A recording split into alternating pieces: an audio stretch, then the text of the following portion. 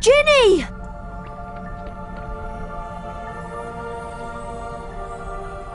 Ginny, please wake up! She won't wake. Tom? Tom Riddle? She's still alive, but only just. Little Ginny's been writing in my old diary for months. She poured out her soul to me.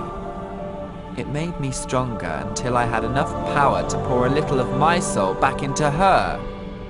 What do you mean? Ginny Weasley opened the Chamber of Secrets, just as I had long ago, before I became Lord Voldemort. No!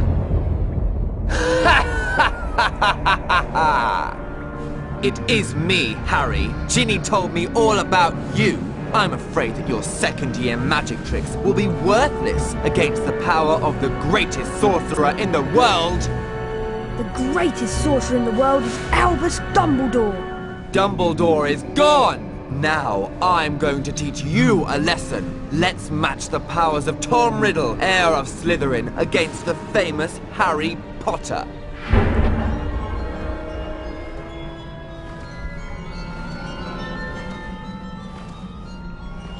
That's a phoenix. Forks! A sword from Dumbledore, no doubt afraid to come himself. Well, it won't save you, Harry Potter! Speak to me, Slytherin, greatest of the Hogwarts Four!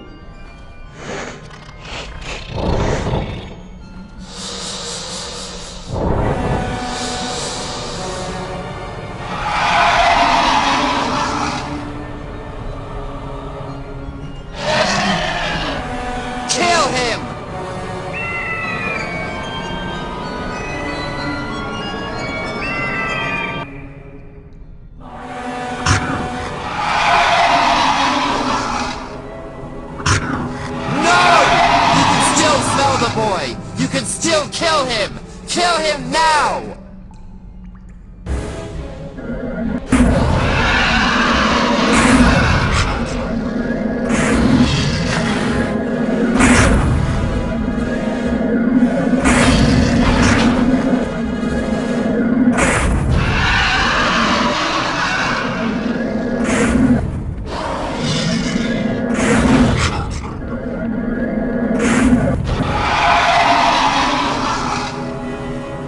Kill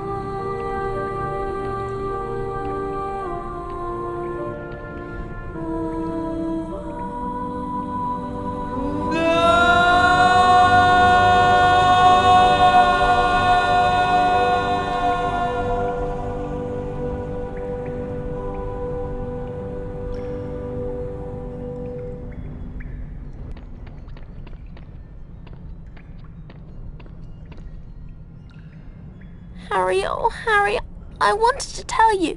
It was me, Harry. But I swear I didn't mean to. Riddle made me do it. It's all right.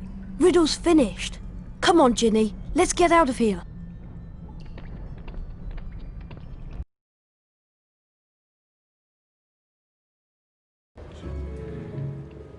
Hello, Harry. Professor Dumbledore! I thought you'd been suspended. Lucius Malfoy had threatened to curse the board if they didn't remove me. But they decided to stand up to him. Now that the heir is gone and the basilisk is destroyed, they know Hagrid is innocent too. He'll be back in his hut soon. What about Lucius Malfoy? Will he cause any more trouble? I doubt it. We can assume it was him who got the diary to Ginny. He daren't do it again unless he wants the Ministry of Magic after him. About Professor Lockhart, I'm afraid he's lost his memory. Oh dear. What will he think about now that he can't think about himself? Just don't give his job to Professor Snape. He's too, valuable as a potions teacher. You've all performed brilliantly. It must have been a terrible experience. It was. We spent much more time in a girl's bathroom than I would have liked. Being petrified was awful, but I learned a great deal from it. I'm going to write a paper about it for extra credit. When you've got your friends to help you, you can accomplish anything. And nothing is too awful. Well, almost nothing. Looking like Goyle came close. There's a banquet waiting for you downstairs. What do you propose for the first toast? To friendship. Loyalty. And courage. But to friendship most of all. The rest of the final term passed in a haze of blazing sunshine. Hogwarts was back to normal with only a few small differences. Defense against the dark arts classes were cancelled, and Lucius Malfoy had been sacked as a school governor. Draco was no longer strutting around the school as though he owned the place. On the contrary, he looked resentful and sulky. On the other hand, Ginny Weasley was perfectly happy again. This is our last day at Hogwarts. Yeah. The only thing left to do is the House Cup ceremony in the Great Hall. If you have anything you want to do at Hogwarts, you'd better do it before you go to the House Cup ceremony.